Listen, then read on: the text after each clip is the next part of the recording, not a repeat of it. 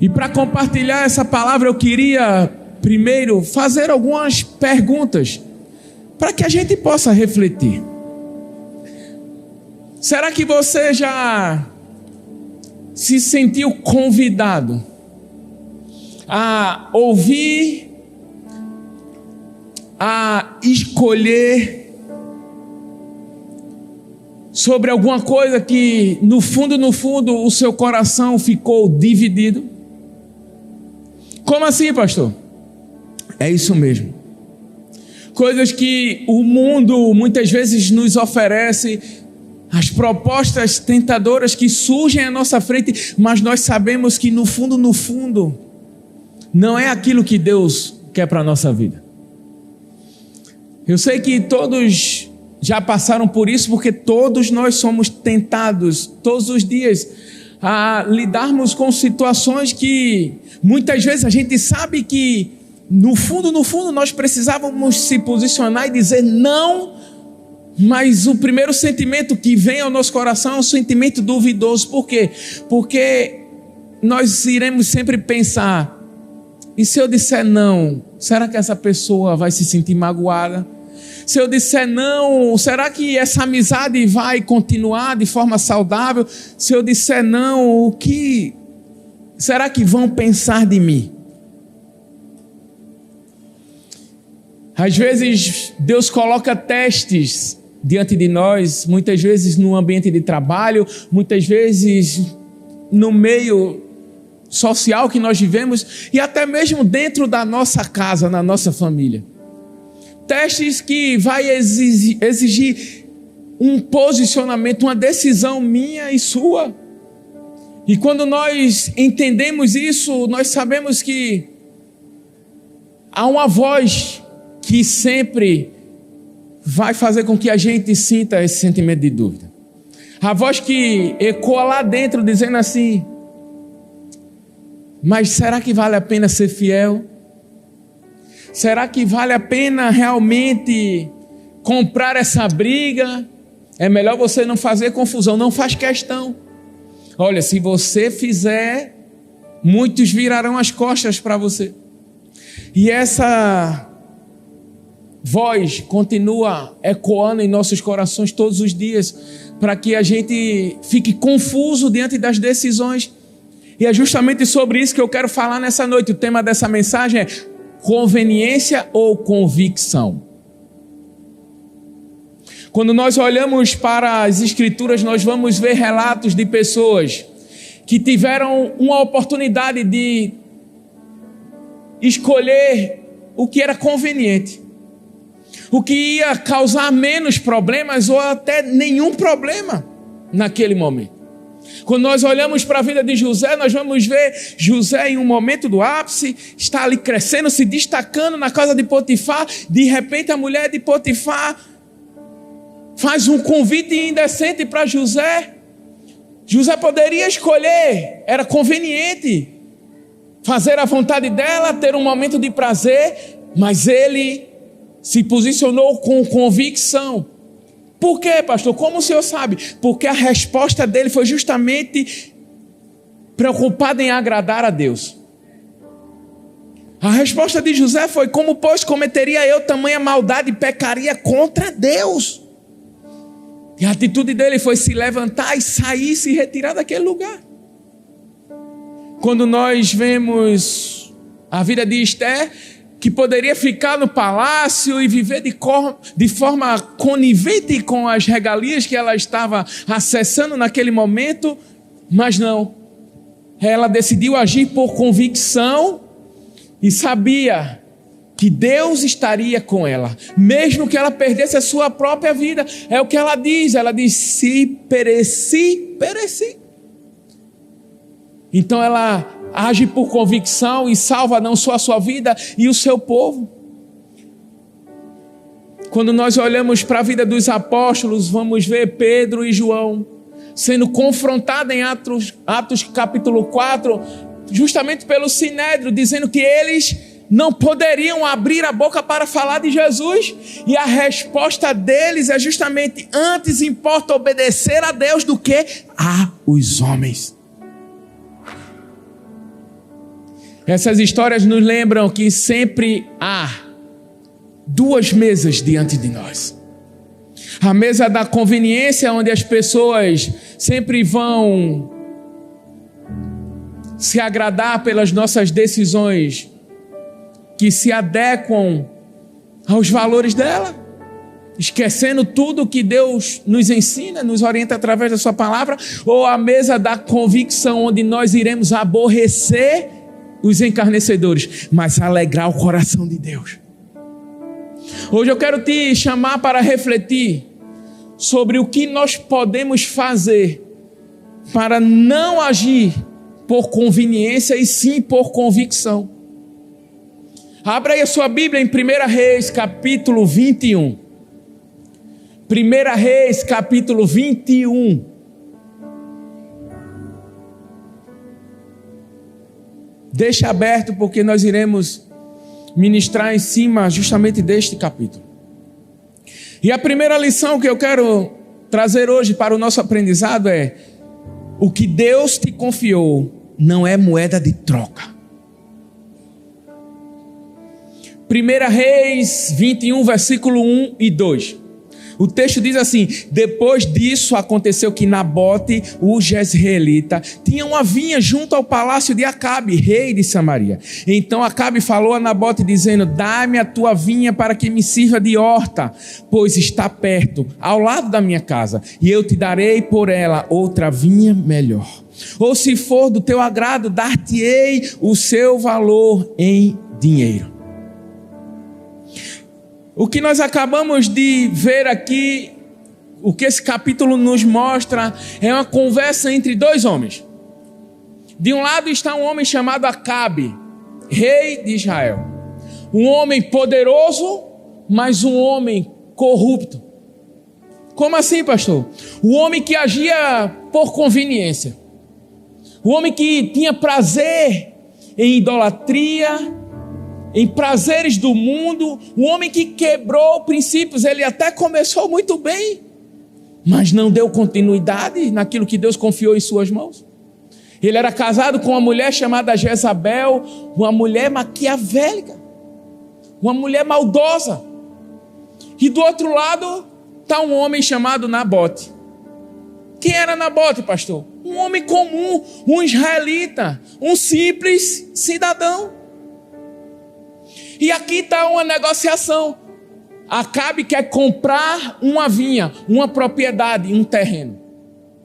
Até aí está tudo muito bom. Acabe faz uma proposta para comprar uma propriedade, faz uma proposta até muito atraente, dizendo assim: me dá a tua propriedade, me dá a tua vinha, que eu te dou uma vinha melhor.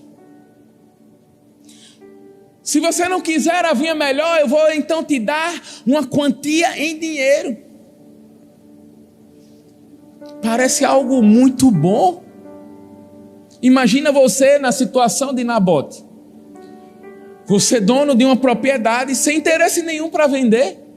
De repente alguém bate na sua porta e diz assim: olha, me dá essa vinha que eu vou te dar uma vinha melhor.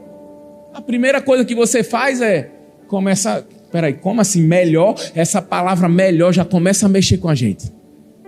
Todo ser humano busca essa palavra de melhor. É como Gabi falou, todo mundo aqui ora. Por mais que você não levantou a mão, mas todo mundo ora para que venha uma melhoria financeira na sua vida, sim ou não? Todo mundo ora. Nós queremos ser melhor financeiramente, queremos ser melhor espiritualmente. Eu creio nisso, né, igreja? Eu estou diante de uma igreja que quer crescer, que quer melhorar espiritualmente, amém? Nós queremos ser melhor profissionalmente, queremos ser melhor em tudo. Então, quando essa palavra soa aos nossos ouvidos, melhor, já começa a mexer com a gente. A proposta é: eu te dou uma vinha melhor. Acabe viu que não houve uma reação, então faz outra proposta, dizendo assim: eu então te dou dinheiro, uma quantia. Imagina você, dono de uma propriedade que vale 200 mil. E chega alguém e diz assim: eu vou pagar 1 milhão. Você começa a se tremer. Porque você vai dizer assim: eita, Deus está fazendo algo mirabolante, o que eu não esperava. O problema aqui é que não era apenas uma simples negociação. A vinha de Nabote era uma herança. Para um israelita, até hoje é levado dessa forma. Todas as propriedades de Israel são propriedade de Deus e Deus concede a eles como herança. Então todos entendem que herança não se vende, herança não se negocia, herança se repassa de geração em geração. Até então a proposta é tentadora. Mas Nabote olha para o rei poderoso e diz assim: eu não quero vender. Não vendo. Pastor, e aí? O desfecho dessa história é que ele se negou a vender, porque de fato ele sabia que o que Acabe queria tirar dele não era uma terra, era uma promessa. A terra de Nabote era uma promessa do Senhor sobre seus pais, sobre ele e sobre a sua descendência. Nabote entendia que ele não poderia negociar porque aquela vinha era uma herança. E o que é que isso tem a ver com a nossa vida? Deus também confiou vinhas a mim e a você, heranças a mim e a você. Talvez você esteja aqui e diga assim: não, pastor, mas eu ainda sou muito jovem, eu nem casei. Mas deixa eu te dizer, tem uma vinha preparada para você. Se você é casado, você entende mais ainda o que eu estou falando, porque Deus te confiou uma herança, uma família, filhos, o maior projeto de Deus. A herança pode ser promessas, palavras que Deus um dia fez a você. E que as propostas desse mundo é para que você negocie os seus princípios, negocie os seus valores e se corrompa. Foi isso que aconteceu. Mas a Bíblia diz que Nabote não negociou. Nabote não se curvou, Nabote não cedeu, porque Nabote entendia perfeitamente o lugar em que ele estava.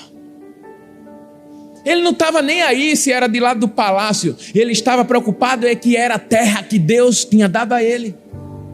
E o que é que acontece? É que muitas vezes nós estamos no lugar certo, no lugar que Deus nos colocou, e nós simplesmente não enxergamos isso. Ficamos reclamando de tudo, ficamos murmurando e acabamos negociando princípios e valores, pensando que estamos fazendo a vontade de Deus.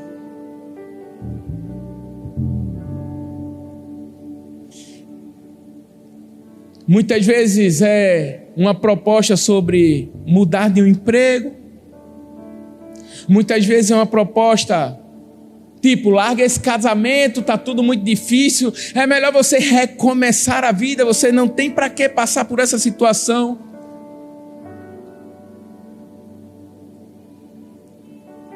Talvez a proposta seja: sai dessa posição incômoda e tem uma posição mais confortável para você. Talvez a proposta seja: sai dessa igreja onde as coisas são muito levadas a sérias, são cobradas, e você pode ir para outra igreja onde você vai cultuar e depois vai para um happy hour. Ei, deixa eu te dizer uma coisa: não negocie seus princípios, não abra mão da pureza, não abra mão da sua santidade. Deus te trouxe aqui hoje para dizer: ei, pare de alimentar conversas com quem não te aproxima de Deus. Para de continuar insistindo em ciclos que só faz a tua vida ficar aprisionada. Você não avança, você vive como o povo de Israel, rodeando em um deserto e parece que nunca sai. Sabe por quê? Porque talvez você está faltando tomar decisões. Você precisa ser radical. Com Deus é assim. Para de querer ficar se justificando. Para de querer ficar respondendo. Ei, deixa eu te dizer uma coisa. Você não precisa dar resposta para ninguém. Você só precisa responder para Deus. Para de querer ficar mantendo conversas com quem não tem princípios. Eva continuou. Foi consultada pela serpente e ao invés de negar, ao invés de repreender, ao invés de se afastar, ela continuou dialogando. O que foi que aconteceu? Caiu. Sansão começou a dar ouvido a Dalila, o que foi que aconteceu? Perdeu o seu propósito. Sabe o que é que nós vamos aprender aqui com Nabote? Nabote não conversa, ele não constrói diálogo com Acabe, porque ele sabe que Acabe está sendo boca do diabo para desviar o propósito de Deus na vida dele. É por isso que Nabote diz assim: eu não tenho nada a vender. E é isso que Deus quer que você aprenda hoje. Você precisa se posicionar diante de Deus e dizer a Deus: Deus, o que eu tenho, eu não vou negociar a partir de hoje. Eu não vou usar aquilo que o Senhor me deu como moeda de troca. A partir de hoje, você vai abrir a boca para o diabo e dizer: ei, diabo, eu não tenho vinha para vender. É desse jeito que Deus quer que você se posicione. Se você der ouvido: ah, pastor, mas é uma pessoa muito próxima, é uma pessoa muito querida, você vai cair. Escuta, Esaú vendeu a sua herança, não foi para ninguém estranho, foi para o seu irmão. Judas vendeu a lealdade dele a Jesus, ao seu mestre, por 30 moedas de pratas. Exemplos não faltam de que o diabo tenta o tempo todo fazer com que a gente negocie princípios e valores. Mas nós precisamos entender, assim como Nabote nos ensina, que o nosso não diante dessas propostas é um sim para Deus. A resposta de Nabote foi: que o Senhor me livre. Ele já responde com a resposta espiritual. E olha a proposta: era uma vinha melhor. Vê como o diabo é astuto. Quem tem uma vinha melhor, para que vai querer a vinha do cara?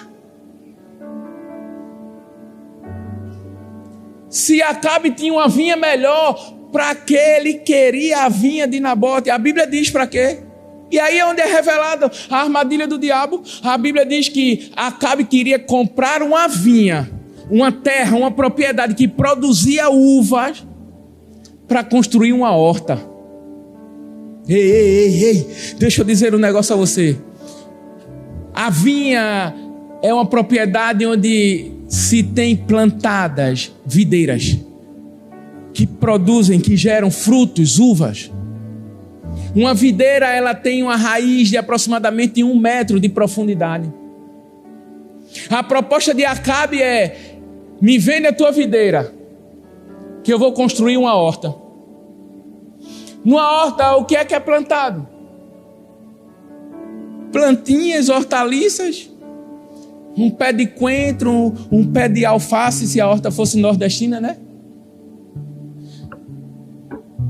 Agora vê, ele queria destruir algo que tinha raiz de 1 metro para plantar coisas superficiais de 10 a 15 centímetros de profundidade. É isso que o diabo quer fazer comigo e com você: roubar, corromper a nossa raiz, porque se ele corromper a raiz, ele corrompe todo o propósito. Ei, Deus nos trouxe aqui hoje para que eu e você sejamos boca dele para o diabo, boca dele para essa geração, para que a gente bata no peito e diga: ei, eu serei o Nabote dessa geração, eu não vou negociar a vinha que o Senhor confiou em minhas mãos.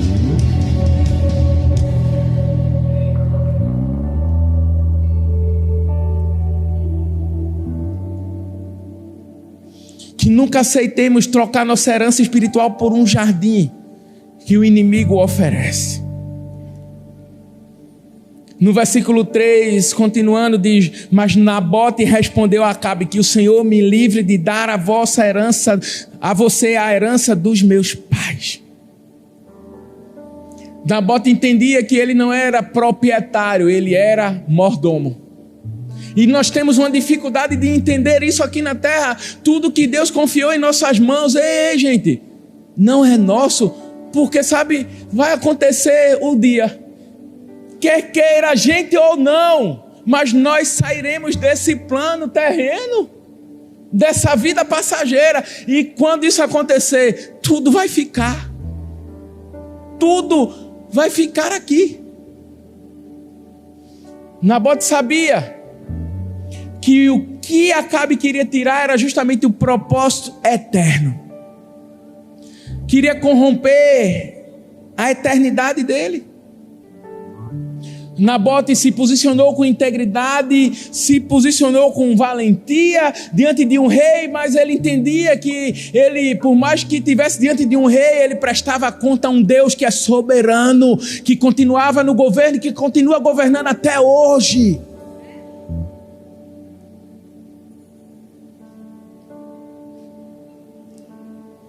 Nabote, com essa atitude de integridade, se torna um farol de referência para nós. Mesmo vivendo diante de um sistema injusto lá fora, um sistema que quer corromper nossos valores, que quer destruir nossos legados, nós podemos olhar para as Escrituras e, através da vida de Nabote, se inspirar a se posicionar assim como ele. Talvez você diga: pastor, mas eu não tenho vinha. Ei, deixa eu te dizer uma coisa, o recado vai ser mais direto. Deus está dizendo para você hoje: pare de tentar vender, pare de tentar abrir mão daquilo que Deus confiou nas suas mãos, pare de negociar a maior herança que Deus já te deu. Ei, a sua riqueza não está nas coisas deste mundo, a sua riqueza não está em bens materiais, a sua maior herança está dentro de você, e se você ainda não tem ela, você vai sair daqui com ela hoje, porque Deus te atraiu a esse lugar para te mostrar que o que você precisa é da presença dele. Quando você estiver na presença dele, você vai entender que você não precisa de mais nada. Mais nada. E eu preciso dizer, porque infelizmente tem pessoas que vivem trocando verdades por validação de amigos que só fazem aplaudir. Pessoas que não abrem mão de amizades porque sabe que se andar longe dessas pessoas perde o status. Pessoas que já sabem de tudo, que aquele grupinho que convive não é um grupo que vai te aproximar de Deus, que vai te levar a viver os propósitos de Deus, mas mesmo assim insistem em continuar sentado lá. Ei, Deus te chama hoje para dizer: cuidado. Nunca se esqueça que o que Deus te confiou não é moeda de troca, meu irmão. A segunda lição que eu quero trazer hoje, para que a gente viva por convicção e não conveniência, nós devemos aprender a se posicionar como, pastor? Quando te custa tudo.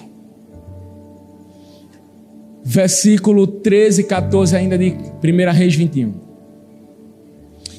O texto diz: então levaram Nabote para fora da cidade e o apedrejaram até morrer. Depois mandaram dizer a Jezabel: Nabote foi apedrejado e está morto. Mesmo sozinho, mesmo ameaçado, mesmo perdendo a sua própria vida, ele permaneceu fiel a Deus. Isso aqui nos ensina algo poderoso, porque é muito fácil ser íntegro quando não nos custa nada. É muito fácil falar sobre integridade quando nós não estamos sofrendo consequências. O verdadeiro teste é quando te custa tudo. Para refletir. Quantas vezes você se calou para simplesmente agradar pessoas que estavam na mesa contigo? E você se esqueceu que deveria, na verdade, primeiro querer agradar a Deus. O texto aqui vai dizer que Nabote morreu. Ele morreu porque ele teve coragem de dizer: eu não vendo, e essa vinha tem um dono, longe de mim. E a Bíblia diz que Acabe, quando recebe a recusa de Nabote, ele age como uma criança, como um menino mimado. A Bíblia diz que Acabe fica triste, chega em casa chorando. Aí diz a mulher dele: não quero comer, não quero nada, vira o rosto para a parede e vou dormir, estou chateado. Sabe por que ele se chateou? Porque quando nós vemos no capítulo 20 de 1 Reis, nós vamos ver Nabote negociar princípios e valores. Como assim, pastor? A Bíblia diz no capítulo 20 que Acabe é confrontado por um rei de Arã, chamado Ben-Hadad. Esse rei chega diante dele e diz assim: Acabe, teu ouro, tua prata, tuas mulheres, teus filhos, a partir de agora tudo é meu. Acabe, como um rei poderoso, era para, no mínimo, fazer uma resistência, ir para a guerra e lutar por aquilo que Deus havia confiado a ele. Mas sabe o que é que Acabe diz? Tá certo, sim senhor rei, é tudo seu, pode levar. E aí, no capítulo 21, é por isso que o versículo 1 diz: depois destas coisas, ou seja, depois que isso aconteceu, Acabe vai procurar um homem chamado Nabote, achando que esse homem era farinha do mesmo saco que ele, achando que esse homem era o mesmo banana que ele. Mas, pastor Rafa, eu acho que Nabote tinha feito legendários. E quando Acabe chegou diante de Nabote, Nabote disse: ei, aqui não tem ninguém que é manipulado não, aqui tem um crente de verdade, tem alguém que ama o Senhor, tem alguém que sabe quem é que colocou ele aqui, tem alguém que não vai negociar, tem alguém que custe o que custar, mas não vai abrir mão da sua herança. E por isso ele ficou chateadinho. Aí a Bíblia diz que a sua mulher manipuladora, Jezabel, chega diante dele e diz assim: deixa comigo que eu vou resolver. Cria um plano diabólico, pega 2 testemunhas e acusam Nabote de blasfêmia. Um erro que naquela época era pago com a morte. Eles conseguiram tirar a vinha de Nabote, tirando a própria vida de Nabote. Mas sabe o que é que eles não conseguiram? Apagar a fé que havia no coração de Nabote. A fé daquele homem continuou prevalecendo desde aquele dia, e a fé desse homem é um farol para mim e para você, para que a gente se fortaleça através do exemplo de fé dele. E a Bíblia diz que Jezabel trama tudo, que Jezabel mostra que está fazendo isso porque Acabe é rei, ou seja, mostrando que não, vou dar um jeito de resolver o bem e vou fazer tudo fluir como você queria. Isaías 5:20 já dizia, Deus usa a boca do profeta Isaías para dizer: ai daqueles que façam do mal o bem, do bem o mal, ai daqueles que façam do amargo o doce. E o que é que aconteceu, pastor? Mataram Nabote. Mas naquela época, haviam 3 poderes: o legislativo, que era o rei; o senado, que era os sacerdotes; e o judiciário, que era o profeta. E naquela época, digamos que o ministro de justiça de Deus era nada mais, nada menos do que um profeta chamado Elias. Elias chega diante de Acabe e entrega a sentença. Chega diante dele, bota o dedão na cara do rei e diz: olha, ei Acabe, você morrerá, e onde derramará o teu sangue, os cães lamberão. Acabe se apavora. Meu Deus, e agora eu vou morrer? Elias não se contenta, vai até Jezabel, aponta o dedo nela e diz: você também morrerá, e seu corpo será destruído em pedaços pelos cães, e os cães também lamberão o teu sangue. E o que é que aconteceu, pastor? A justiça de Deus veio. Sabe por quê? Porque Deus não vai fazer vista grossa com a injustiça do mundo. Ei, Deus não vai fazer vista grossa quando um homem, uma mulher, um crente se posiciona e é açoitado, e é pressionado, e é perseguido. Deus sempre vai estender a mão dele e vai mostrar de que lado ele está. Você que deve se posicionar do lado de Deus, porque o diabo quer fazer com que você se corrompa.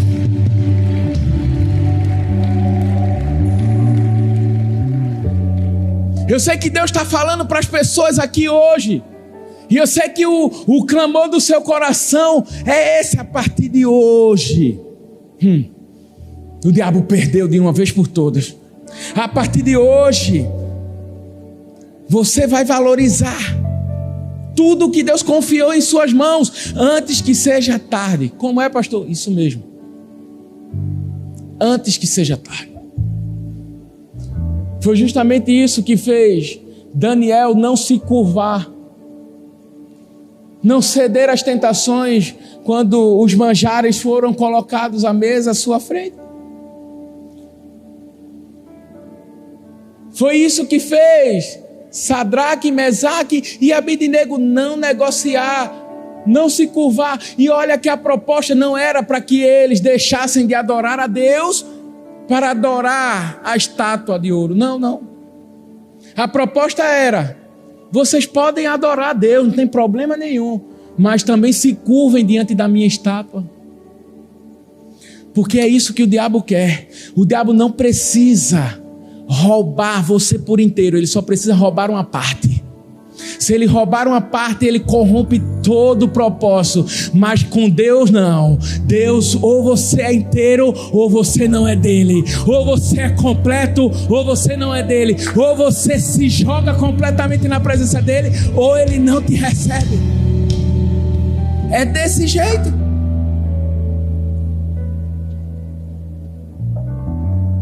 E nós precisamos levar a sério isso, meus irmãos. Quando a Bíblia diz que Nabote perdeu a sua própria vida, porque se posicionou, é porque ele entendia que quando alguém cede a alguma tentação para o diabo, pode corromper toda a sua herança. Nabote sabia que, independente do que acontecesse, Deus estaria do lado dele. E é isso que nós precisamos aprender, porque muitas vezes nós somos tentados com armadilhas como essa. Olhamos para algumas portas que se abrem e achamos assim: ah, que porta grande, ah, meu Deus do céu, que coisa sobrenatural. Mas deixa eu te dizer uma coisa: nem toda porta aberta é uma bênção.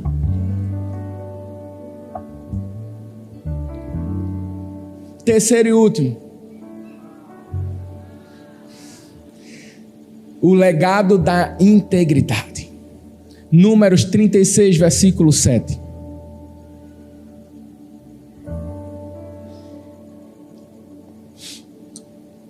O texto diz: nenhuma herança em Israel poderá passar de uma tribo para outra, pois todos os israelitas manterão as terras das tribos que herdaram dos seus antepassados. Como eu expliquei, Nabote entendia perfeitamente que aquela terra não era dele. Ele entendia que Deus continuava sendo o dono de todas as propriedades em Israel. E por isso ele não negociou o seu legado. Ele sabia que a missão que Deus havia colocado em suas mãos era cuidar daquela terra para que o bastão um dia fosse repassado e a sua geração, a sua descendência continuasse construindo esse legado. Aquela vinha não era apenas um pedaço de terra, mas um sinal de que Deus estava presente constantemente sobre a vida da família de Nabote. Assim como Deus está também sobre a minha e sobre a sua vida. E isso é o suficiente para que a gente entenda que as nossas decisões são fundamentais para a construção do nosso legado. Como assim, pastor? Isso mesmo, precisamos entender que as nossas decisões não pavimentam apenas o nosso futuro, como também o futuro da nossa descendência. Nossas decisões são como sementes. Sementes em que Deus vai sempre nos mostrar que tem pessoas ao nosso lado, filhos, família, colegas de trabalho, pessoas na faculdade que estão o tempo todo assim, ó, como se estivesse de binóculo, nos observando, vendo o que é que nós carregamos como essência. E se sabe que você é da igreja do amor, aí é que você vai ser observado mesmo.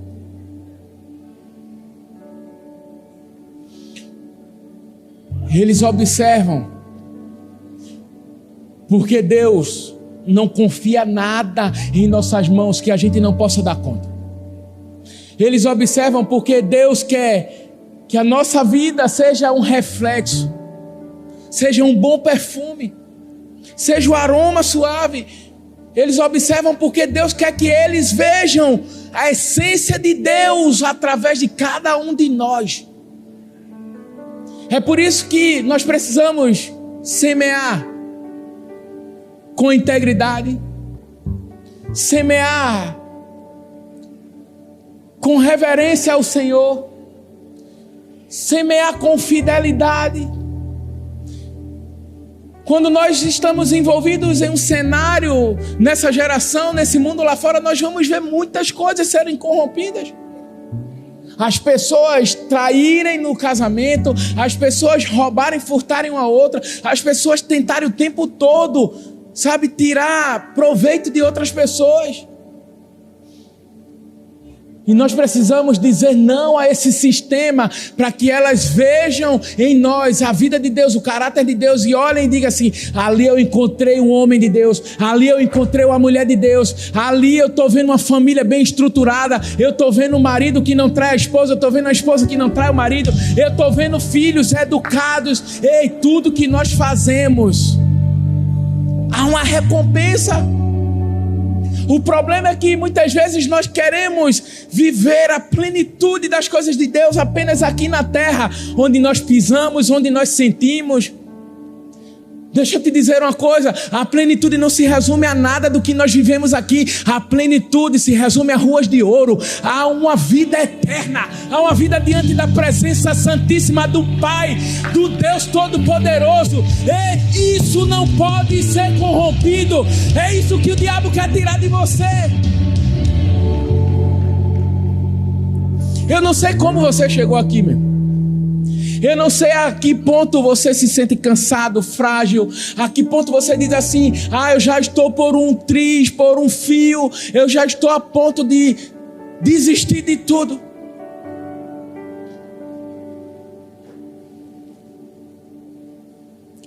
Nabote foi íntegro até o fim. Jesus foi íntegro e fiel até o fim. E deixou o maior legado de toda a humanidade. A pergunta que eu te faço é: que tipo de legado você tem construído? Deus te trouxe aqui hoje para que você mude alguns conceitos e valores, para que você se posicione como você nunca se posicionou antes. Mas para isso você precisa dar uma resposta.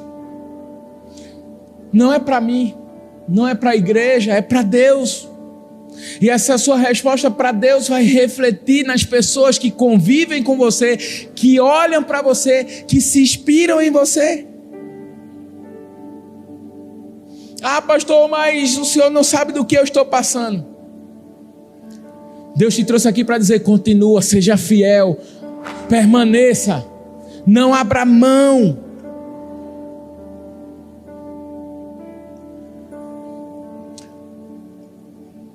Romanos 8.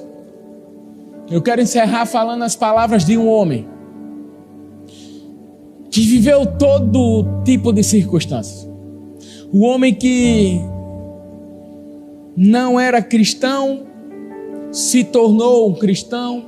O homem que se encontrou com Jesus e começou a mudar seus conceitos, seus valores. O homem que sofreu de tudo que você imaginar, foi preso, humilhado, açoitado.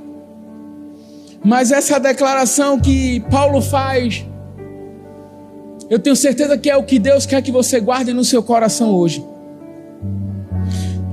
Romanos 8:18 diz: considero que os nossos sofrimentos atuais não podem ser comparados com a glória que em nós será revelada. Nada se compara. Ei, nada se compara. Nenhuma dor, nenhuma aflição, nenhum sofrimento, nada, nada, nenhum sentimento de desistência, nenhuma proposta que o diabo coloca diante de você. Olha para essa pessoa que está ao seu lado e diz assim para ela: nada. Fala para outra pessoa: nada. Fica de pé, por favor, no seu lugar.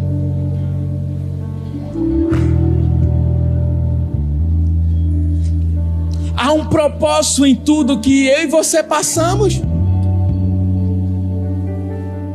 E o propósito é justamente que a glória do Senhor seja revelada em nós. Nós somos responsáveis para dizer muitos nãos nessa geração. Aos Acabes dessa geração. Acabe é justamente o inimigo que vai tentar de todas as formas fazer, sabe o quê? Apontar para o que você tem, enquanto Deus vai mostrar quem você é. Foi isso que aconteceu com Nabote. Acabe apontou para o que ele tinha, mas isso não mexeu com o coração dele. Ele continuou convicto, porque ele sabia quem ele era diante de Deus.